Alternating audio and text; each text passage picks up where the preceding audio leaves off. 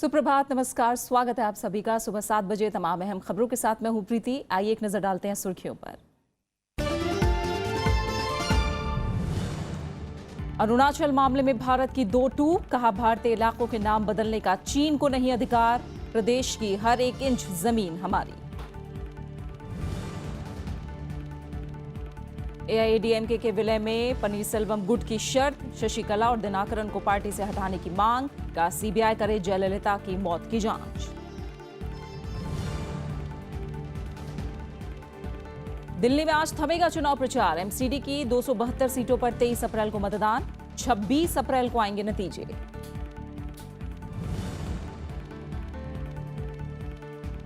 विवादित धर्म प्रचारक जाकिर नाइक के खिलाफ गैर जमानती वारंट, एनआईए की विशेष अदालत ने जारी किया आदेश, मनी लॉन्ड्रिंग मामले में गैर जमानती वारंट। और राष्ट्रपति चुनाव से 3 दिन पहले पेरिस में आतंकी हमला, गोलीबारी में एक पुलिस अधिकारी की मौत, हमलावर ढेर, आईएस ने ली जिम्मेदारी।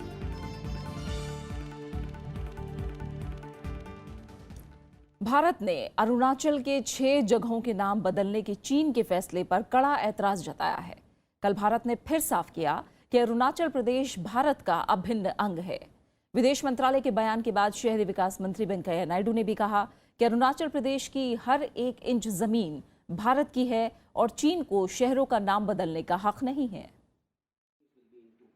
अरुणाचल मुद्दे पर भारत ने चीन को करारा जवाब दिया है। प्रदेश के 6 इलाकों के नाम बदलने की कार्यवाही को गैर कानूनी बताते हुए भारत ने कहा कि अरुणाचल हमारे देश का अभिन्न अंग है और रहेगा।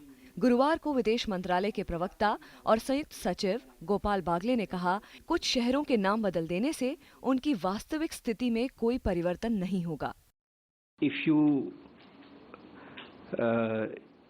rename or invent names for the towns of your neighbor, it doesn't make illegally held territory legal.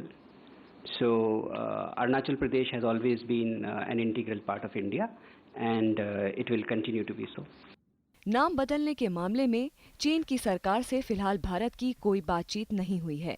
जहां तक सीमा विवाद पर इसके असर का सवाल है, तो सीमा विवाद से निपटने के लिए दोनों देशों के बीच अलग व्यवस्था बनी हुई है। भारत और चीन की सीमा पर 3488 किलोमीटर लंबी वास्तविक नियंत्रण रेखा विवाद का विषय है।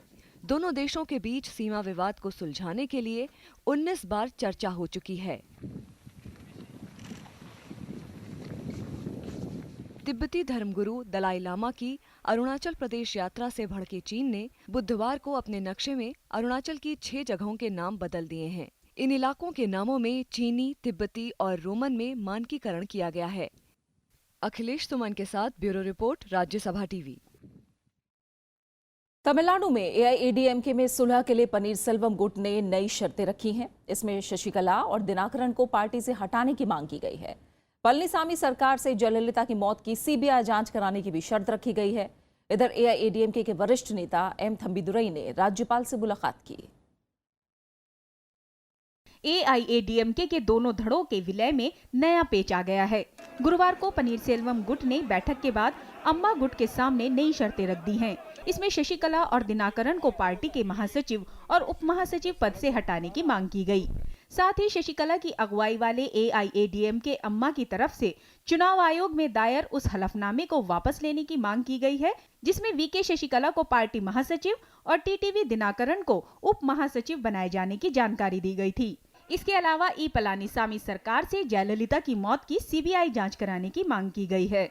We want him to be out with a resignation letter stating that I am not a assistant general secretary, and we want Sasikala also to get removed from the party and also from the membership. Okay, so that is our first demand, but that has not happened. They said they're just going away, but we wanted them to totally get removed from the party. And the second demand is probe needs to be organized for Amma's mysterious death. बदलते घटनाक्रम के बीच एआईएडीएमके के वरिष्ठ नेता M थम्बिदुरै ने राज्यपाल सी विद्यासागर राव से मुलाकात की। हालांकि उन्होंने इसे सौजन्य भेंट बताया। गवर्नரை ஒரு மரியாதை நிமித்தமாக சந்தித்தேன் வழியே வேற ஒன்றும் கிடையாது. கவர்னர் எனக்கு ஒரு நண்பர். நான் 98 99 மத்திய அமைச்சராக இருக்கும் பொழுது அவர் பாராளுமன்ற உறுப்பினராக இருந்தார். பிற மத்தியில் அமைச்சராக இருந்தார். बुधवार को पलानीसामी की अगुवाई में हुई बैठक में शशिकला और दिनाकरन को पार्टी के फैसलों से अलग रखने और पार्टी के कामकाज के लिए एक कमेटी बनाने का फैसला लिया गया था। दिनाकरन ने भी नरम रुख दिखाया है। They are not doing anything to alleviate the problems faced by the people of Tamil Nadu. Nobody is bothered about them. They are only bothered about settling their internal squabbles and ensure how to safeguard, their money which they have looted from the state of Tamil Nadu. We cannot deny the fact that there is this invisible hand of the central government which is playing out in the form of these mergers, these splits and everything. Delhi police ने चुनाव आयोग के अधिकारी को घूस देने की कोशिश के मामले में AIADMK के उप महासचिव TTV दिनाकरन को समन सौंप दिया है। उन्हें शनिवार को दिल्ली पुलिस की अपराध शाखा के सामने पेश होने के लिए कहा गया है। जयललिता के निधन के बाद शशिकला नटराजन ने AIADMK की कमान अपने हाथ में ले ली थी, लेकिन आय से अधिक संपत्ति के मामले में जेल जाने से पहले उन्होंने दिनाकरन को पार्टी का उप महासचिव बना दिया था। इसको लेकर पूर्व मुख्यमंत्री ओ पनीरसेल्वम गुट ने मोर्चा खोल दिया है। Bureau report, Rajya Sabha TV. NIA की मुंबई की विशेष अदालत ने ढाका आतंकी मामले में कथित भूमिका को लेकर विवादित उपदेशक जाकिर नाइक के खिलाफ गैर जमानती वारंट जारी किया है। ढाका आतंकी हमले के षड्यंत्रकारियों के कबूलनामे के बाद जाकिर नाइक पिछले साल गिरफ्तारी से बचने के लिए भारत से बाहर चला गया था। इससे पहले पिछले हफ्ते मुंबई की एक दूसरी अदालत ने भी मनी लॉन्ड्रिंग मामले में जाकिर नाइक के खिलाफ गैर जमानती वारंट जारी किया था। प्रवर्तन निदेशालय ने नाइक के खिलाफ मनी लॉन्ड्रिंग का ये मामला दर्ज किया है। NIA की ओर से 3 समन जारी होने के बावजूद नाइक उनके सामने पेश नहीं हुए। NIA ने कहा कि जाकिर नाइक को भारत वापस लाने के लिए इंटरपोल की मदद की जरूरत होगी। ढाका हमले के बाद NIA ने नाइक और उनके संगठन इस्लामिक रिसर्च फाउंडेशन के कुछ पदाधिकारियों के खिलाफ IPC और गैर कानूनी गतिविधियां अधिनियम के तहत धर्म और नस्ल के आधार पर नफरत फैलाने के लिए मामला दर्ज किया है। देश के कई इलाकों में कल 10 संदिग्ध लोगों को पकड़ा गया है। ये आतंकी गुटों से प्रभावित थे। पुलिस का दावा है कि ये आतंकी साजिश को अंजाम देने की फिराक में थे। ये ऑपरेशन महाराष्ट्र, पंजाब, बिहार और उत्तर प्रदेश में हुआ। उत्तर प्रदेश ATS ने गुरुवार को दूसरे राज्यों की पुलिस के साथ मिलकर कई जगहों पर छापेमारी की। ऑपरेशन में मुंबई, जालंधर, बिहार के नरकटियागंज, उत्तर प्रदेश के बिजनौर और मुजफ्फरनगर से संदिग्ध लोगों को पकड़ा है। पुलिस का कहना है कि 4 लोगों के खिलाफ सबूत मिले हैं, बाकी लोगों से पूछताछ जारी है। पुलिस की और अन्य एजेंसीज की, जो कि अन्य स्टेट्स की भी एजेंसीज हमारे साथ इसमें इन्वॉल्व थी, उनके साथ मिलकर इसको पहले ही इस पूरे ग्रुप को अरेस्ट कर लिया गया। कुल मिला के 9 लोग हैं। अभी जो 4 लोगों के खिलाफ हमारे पास एविडेंस है, बाकी के 5 लोगों से अभी पूछताछ जारी है।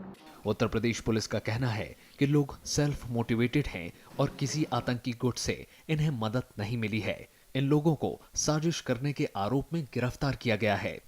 परंतु ये self motivated, self guided, self radicalised, अपने आप को खुद ही किन्हीं माध्यम से उन्होंने अपने आप को प्रेरित किया है और वो इस प्रकार से कोई ग्रुप बनाया है उन्होंने, जिसके कारण जो मिलकर एक घटना करना चाहते थे। इंटेलिजेंस एजेंसियों से मिले इनपुट्स के बाद इस ऑपरेशन को अंजाम दिया गया। इसमें उत्तर प्रदेश, दिल्ली, आंध्र प्रदेश, महाराष्ट्र, पंजाब और बिहार पुलिस शामिल थी। Bureau report, Rajya Sabha TV.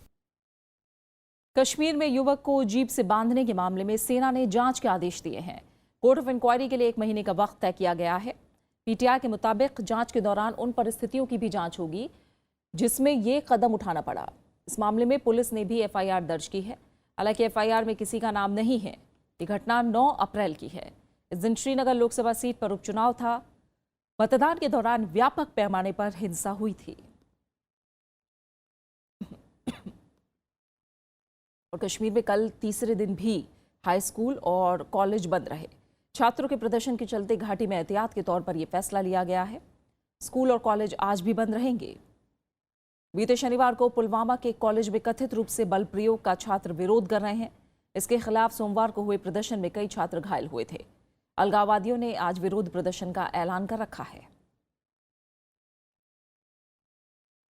NGT ने श्री श्री रविशंकर को कड़ी फटकार लगाई है। हरित न्यायाधिकरण ने कहा कि उन्हें अपनी जिम्मेदारी का एहसास नहीं है। ये टिप्पणी रविशंकर के उस बयान पर आई जिसमें यमुना को पहुंचे नुकसान के लिए सरकार और एनजीटी को जिम्मेदार ठहराया गया था। एनजीटी ने आर्ट ऑफ लिविंग के कार्यक्रम से यमुना को पहुंचे नुकसान को लेकर श्री श्री रविशंकर की टिप्पणी पर ऐतराज जताया है। गुरुवार को सुनवाई के दौरान एनजीटी ने कहा कि आपको जिम्मेदारी का एहसास नहीं है। आपको मनमाने तरीके से बोलने की छूट किसने दी, ये हैरान करने वाला है। रविशंकर ने विशेषज्ञ समिति की रिपोर्ट के बाद कहा था कि उनका कार्यक्रम सारी मंजूरियों के बाद हुआ था। रिपोर्ट पर जवाब के लिए आर्ट ऑफ लिविंग को 9 मई तक का समय दिया गया है। हम लोगों ने कोर्ट के आगे ये सबमिट किया है कि जो फाइनेंशियल एस्पेक्ट्स हैं उस रिपोर्ट के और जो कंक्लूजन रिपोर्ट है हमें सिर्फ पिछले ही हफ्ते दिया गया है। So we have requested for a little more time from the court to file our response to that, and the court has very kindly given us the date of 9th of May. BJP सांसद महेश गिरी ने NGT की टिप्पणी की आलोचना की। NGT ने जिस तरह की बयान आज की है, मुझे लगता है कि एनजीटी पूरी तरह से बायस्ड हो रही है और समझ में नहीं आ रहा ये पैनल किस तरह से काम कर रही है। रिपोर्ट में जैव विविधता को भारी नुकसान की बात कही गई थी। समिति ने कहा था कि इसकी भरपाई के लिए 42 करोड़ रुपए की जरूरत होगी। Bureau report, Rajya Sabha TV. Himachal Pradesh के मुख्यमंत्री वीरभद्र सिंह कल प्रवर्तन निदेशालय के सामने पेश हुए। ये पेशी मनी लॉन्ड्रिंग से जुड़े मामले में हुई। एजेंसी ने उन्हें बयान दर्ज करने के लिए भी बुलाया था। आय से अधिक संपत्ति के आरोपों को लेकर उनसे पूछताछ हुई। ईडी उनकी पत्नी और बेटे से पहले ही पूछताछ कर चुकी है। आय से अधिक संपत्ति मामले में सीबीआई आरोप पत्र दायर कर चुकी है। इसमें आरोप लगाया गया है कि साल 2009 से 2011 के बीच उन्होंने आय से अधिक संपत्ति अर्जित की। इस दौरान वीरभद्र सिंह केंद्र में इस्पात मंत्री थे। देश भर के 14 लाख वकील आज दोपहर बाद आधे दिन की हड़ताल पर रहेंगे। गुरुवार को बार काउंसिल ऑफ इंडिया ने कामकाज ठप रखने का ऐलान किया है। ये लोग अधिवक्ता अधिनियम के संशोधन बिल का विरोध कर रहे हैं। प्रस्तावित बिल में विधि आयोग की सिफारिशों को वकील विरोधी बताया गया है। बार काउंसिल ऑफ इंडिया के अध्यक्ष मनन कुमार ने कहा कि नए विधेयक में वकीलों के अधिकार को छीनकर जजों की शक्तियां बढ़ाई गई हैं। दरअसल कानून मंत्रालय ने विधि आयोग की 266वीं रिपोर्ट के आधार पर एडवोकेट एक्ट में परिवर्तन करने का फैसला किया है। इसमें कोर्ट रूम में जजों और मुवक्किलों से दुर्व्यवहार से लेकर वकीलों के हड़ताल करने पर सख्त कार्रवाई की बात कही गई है। बार को पूरी तरह अपंगु बना दिया गया है। बार को पूरी तरह जुडिशियरी के या दूसरे लोगों के अधीन बनाने का प्रयास किया गया है ताकि बार अपना मुंह कभी भी ना खोले। वकील एकदम 16 आना उनके गुलाम रहें और कोई अगर वकील बोले तो उसका लाइसेंस कैंसिल कर दिया जाए। और खबरें जारी है, लौट रहे हैं छोटी सी ब्रेक के बाद।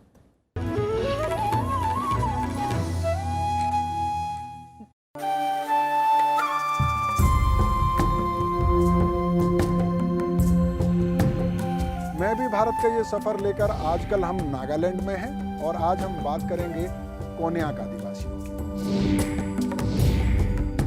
कोन्याक आदिवासियों को दुनिया हेड हंटर्स के नाम से जानती है।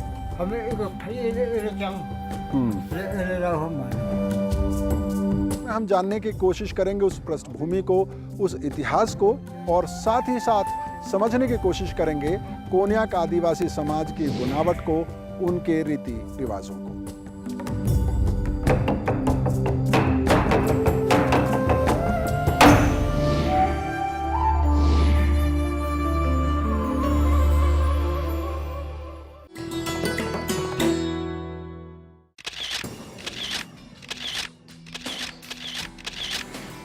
राष्ट्रपति भवन का ताम्र गुंबद आलीशान और बेजोड़।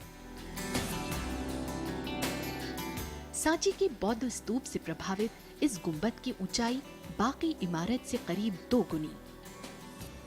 6 अप्रैल 1929 को बनकर हुआ तैयार। ये शानदार गुंबद राष्ट्रपति भवन की स्थापत्य कला और खूबसूरती को लगाता है 4 चांद।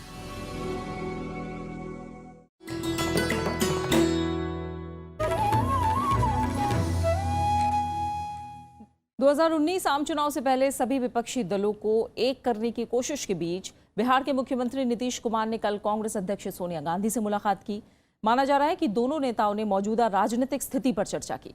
3 दिन पहले कांग्रेस के उपाध्यक्ष राहुल गांधी चंपारण सत्याग्रह शताब्दी समारोह के सिलसिले में पटना में थे। राहुल गांधी से मुलाकात के तुरंत बाद मुख्यमंत्री ने सोनिया गांधी से मुलाकात की। नीतीश कुमार इससे पहले विपक्षी एकता की कोशिश में ओडिशा के मुख्यमंत्री नवीन पटनायक और एनसीपी सुप्रीमो शरद पवार से भी मुलाकात कर चुके हैं। दिल्ली कांग्रेस में नेताओं के आपसी मतभेद खत्म नहीं हो रहे हैं। कांग्रेस की दिल्ली महिला मोर्चा प्रमुख बरखा शुक्ला सिंह ने पद से इस्तीफा दे दिया है। उनका आरोप है कि प्रदेश अध्यक्ष अजय माकन ने उनके साथ बदतमीजी की, लेकिन पार्टी ने उन पर कोई कार्रवाई नहीं की। बरखा ने कहा कि उन्होंने उपाध्यक्ष राहुल गांधी से भी मिलने की कोशिश की, लेकिन उनकी बात नहीं सुनी गई। कांग्रेस के कई दिग्गज नेता विपक्षी पार्टियों का रुख कर चुके हैं। इससे पहले शीला सरकार में मंत्री रह चुके अरविंदर सिंह लवली भी बीजेपी में शामिल हो चुके हैं। इन 1 साल में मैंने कम से कम 50 मर्तबा राहुल गांधी जी से मिलने की कोशिश करी, कोई मुलाकात नहीं। एक बार एक आदमी है कोई अलंकार वहाँ पे, उन्होंने कहा कि आप जाके माकन जी से मिलिए, तो जिसकी शिकायत हम उससे कैसे मिलेंगे। दिल्ली एमसीडी चुनाव के लिए आज शाम प्रचार थम जाएगा। एमसीडी की कुल 272 सीटों पर 23 अप्रैल को वोट डाले जाएंगे, जबकि वोटों की गिनती 26 अप्रैल को होगी। प्रचार के आखिरी दिन सभी पार्टियां, दिग्गज नेता प्रचार में उतरने की तैयारी में हैं।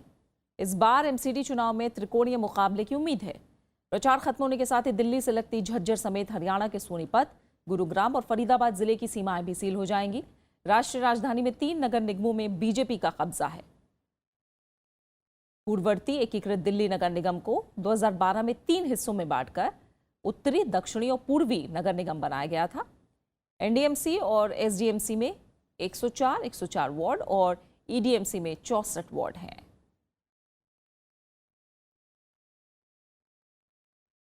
वित्त मंत्रालय ने कर्मचारी भविष्य निधि यानी ईपीएफ पर 8.65% ब्याज दर को मंजूरी दे दी है। नई दर पिछले साल के मुकाबले कम है। श्रम और रोजगार मंत्री बंडारू दत्तात्रेय ने कल यह ऐलान किया। उन्होंने कहा कि जल्द ही इसकी अधिसूचना जारी होगी। ईपीएफ के 4 करोड़ से ज्यादा अंशधारक हैं। कर्मचारी भविष्य निधि संगठन के ट्रस्टियों ने पिछले साल दिसंबर में ईपीएफ पर 8.65% की दर को मंजूरी दी थी। वित्त मंत्रालय ने साल 2015-16 में ब्याज दर घटाकर 8.7% करने का फैसला किया था, लेकिन आलोचनाओं के बाद सरकार ने इसे 8.8% कर दिया था।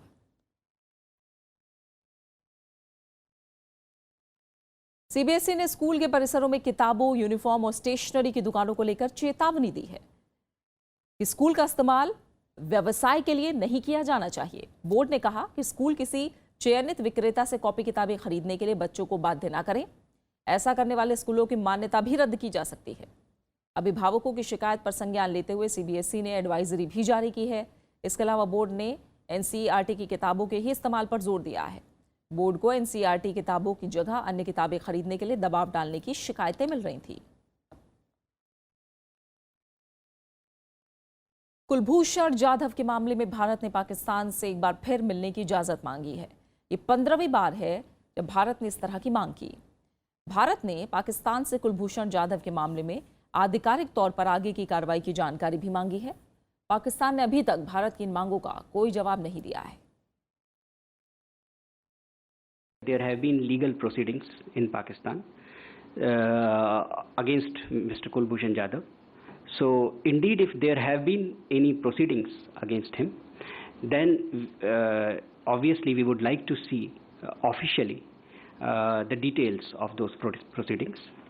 So, this is what we have sought from the government of Pakistan. And we would also, of course, like to know what is the future course of action. Australia ने नागरिकता कानूनों में बड़ा बदलाव किया है। नए कानून के तहत नागरिकता के लिए उम्मीदवारों की अंग्रेजी पर पकड़ होना जरूरी है। इसके अलावा 4 साल तक स्थायी निवासी ही नागरिकता के लिए आवेदन कर सकते हैं। नागरिकता देते वक्त सामाजिक पहलुओं को भी ध्यान में रखा जाएगा। इस फैसले से ऑस्ट्रेलिया में नागरिकता की चाह रखने वाले भारतीयों को मुश्किल हो सकती है। पनामा पेपर लीक मामले में नवाज शरीफ और उनके परिजनों की जांच होगी। पाकिस्तान के सुप्रीम कोर्ट ने कल यह आदेश दिया। इसके लिए एक जांच टीम बनाई गई है। नवाज शरीफ की पार्टी ने इसे जीत बताया है तो विपक्ष ने उनसे इस्तीफा मांगा है। पाकिस्तान के प्रधानमंत्री नवाज शरीफ को पनामा पेपर लीक मामले में फौरी राहत मिल गई है। सुप्रीम कोर्ट ने कहा कि उनके खिलाफ पूरे सबूत नहीं हैं। हालांकि कोर्ट ने फिर से जांच के आदेश दिए हैं। इसके लिए संयुक्त जांच दल यानी JIT बनाया गया है। JIT के सामने नवाज शरीफ के साथ ही उनके दोनों बेटों हसन और हुसैन को पेश होना होगा। नवाज शरीफ की पार्टी ने फैसले का स्वागत किया है। अदालत-ए-उज़्मा ने मेजॉरिटी के साथ, अक्सरियत के साथ ये फैसला किया है जो मियां नवाज शरीफ ने आज से 6 माह कबल कहा था कि कमीशन बने और वो कमीशन जो है वो इन्वेस्टिगेट करे। हम हर किस्म की इन्वेस्टिगेशन के लिए तैयार हैं। 5 जजों के बेंच ने आम राय से फैसला नहीं दिया। 2 जजों ने फैसले से अलग राय रखी और नवाज शरीफ को पद से हटाने की बात कही। JIT में संघीय जांच एजेंसी के साथ ISI और सैन्य खुफिया एजेंसी को भी शामिल किया गया है। तहकीकात 2 महीने में पूरी होगी। हर 2 सप्ताह के बाद सुप्रीम कोर्ट को प्रगति रिपोर्ट सौंपनी होगी। विपक्षी दलों ने फैसले को जीत बताया है। मैं आज सारी पाकिस्तानी कौम की तरफ से नवाज शरीफ को कहता हूं कि वो इस्तीफा दे, वो फौरी तौर पे इस्तीफा दे और कम से कम तब तक ये जो 60 दिन जब तक JIT अपना फैसला नहीं करती तब तक फौरी तौर पे इस्तीफा दे। इस बात की मिठाई बांटी जा रही है कि 2 सीनियर जजों ने कह दिया है कि आप नाअहल हैं, उन्होंने कह दिया है कि आप सादिक और अमीन नहीं रहे। इस बात की मिठाई खा रहे हैं आप। ये मामला पनामा पेपर लीक मामले के बाद सामने आया है। आरोप है कि 90 के दशक में प्रधानमंत्री रहते हुए नवाज शरीफ ने गलत तरीके से पैसे विदेश भेजे। इससे लंदन में फ्लैट खरीदे गए। विपक्ष का आरोप था कि विदेशी कंपनियों के जरिए इन संपत्तियों का प्रबंधन किया गया और इनकी जानकारी छिपाई गई। इमरान खान की पार्टी समेत कई दलों ने भ्रष्टाचार का आरोप लगाते हुए सुप्रीम कोर्ट में याचिका दायर की थी। Bureau report, Rajya Sabha TV. Paris में कल रात हुई गोलीबारी में एक पुलिसकर्मी की मौत हो गई। भीड़भाड़ भरे इलाके में हमलावर ने पहुंचकर सिर्फ पुलिस वालों को ही निशाना बनाया और फरार होने की कोशिश की, लेकिन पुलिस की कार्रवाई में हमलावर मारा गया। 2015 के बाद से ही फ्रांस में आपातकाल है। फ्रांस की राजधानी पेरिस में गुरुवार रात हुए आतंकी हमले में पुलिसकर्मियों को निशाना बनाया गया। हमले में एक पुलिस अधिकारी की मौत हो गई, जबकि एक गंभीर रूप से घायल है। इसके अलावा गोलीबारी में एक व्यक्ति भी जख्मी हुआ है। जवाबी कार्रवाई में पुलिस ने हमलावर को मार गिराया। ये घटना कैंप्स एलिसी इलाके में हुई। पुलिस ने हमलावर की पहचान कर ली है। Ce que je peux vous dire de plus, c'est que l'identité de l'attaquant est connue, a été vérifiée. Je ne vous la donnerai pas parce que des investigations sont d'ores et déjà en cours avec des perquisitions pour engager des investigations et notamment s'assurer du point de savoir s'il a bénéficié ou pas de complicité. घटनास्थल Paris की मशहूर जगहों में शुमार है, जहां बड़ी संख्या में पर्यटक आते हैं। स्थानीय समय अनुसार बीती रात करीब 9 बजे हमलावर ने यहां पुलिस की गाड़ी पर ऑटोमेटिक बंदूक से गोलियां चलानी शुरू कर दी। इसके बाद इलाके में भगदड़ मच गई। Qui s'est écroulé et un policier qui est blessé, je crois. D'accord.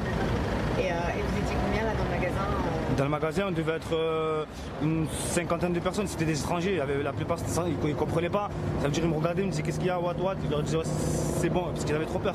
Je dis, ouais, c'est bon, I'm killed, ils l'ont tué. आतंकी संगठन IS से जुड़ी न्यूज एजेंसी अमाक ने इस घटना की जिम्मेदारी ली है। 2015 में हुए हमले के बाद से फ्रांस आपातकाल में है।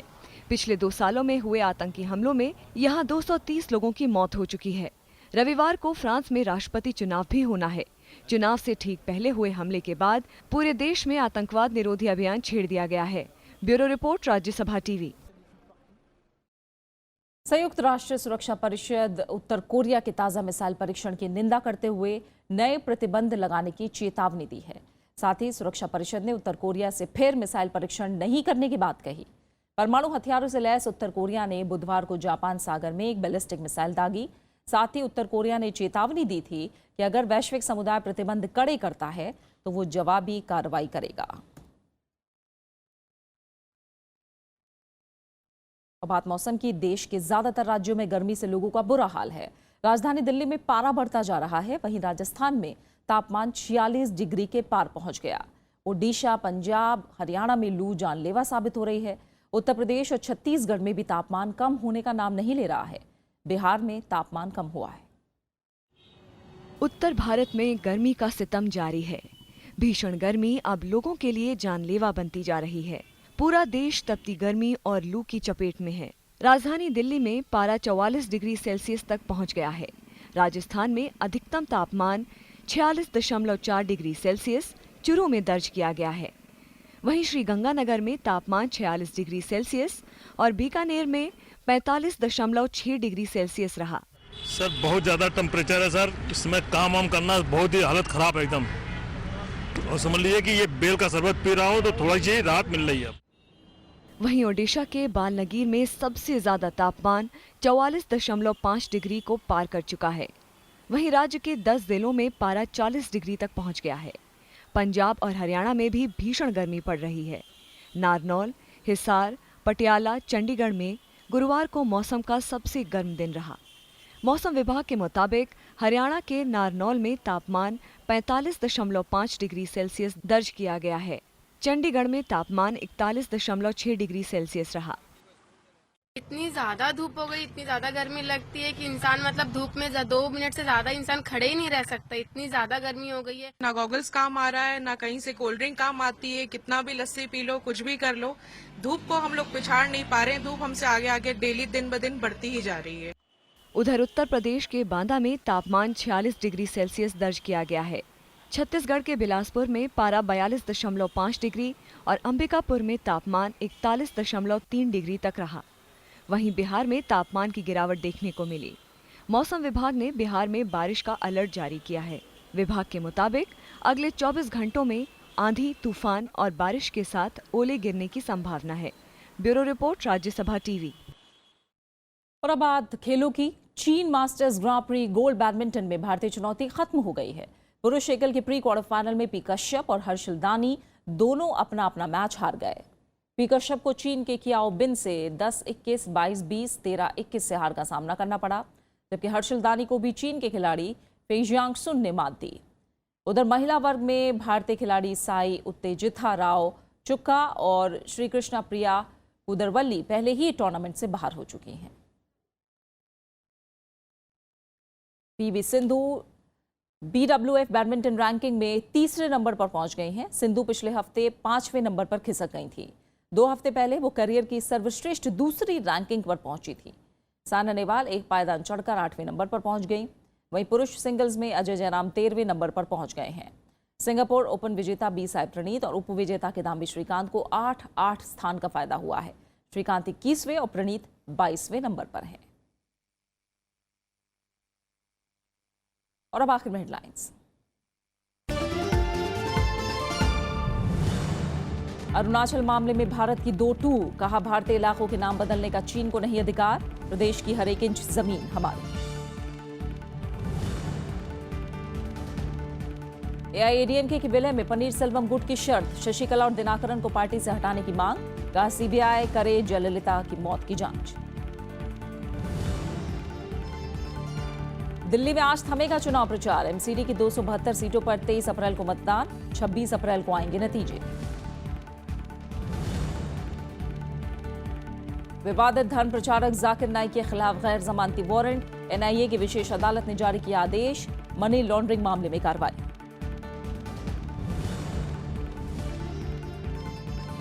और राष्ट्रपति चुनाव से 3 दिन पहले पेरिस में आतंकी हमला, गोलीबारी में एक पुलिस अधिकारी की मौत, हमलावर ढेर, आईएस ने ली जिम्मेदारी। फिलहाल खबरों में इतना ही। आगे देखिए देश देशांतर। नमस्कार।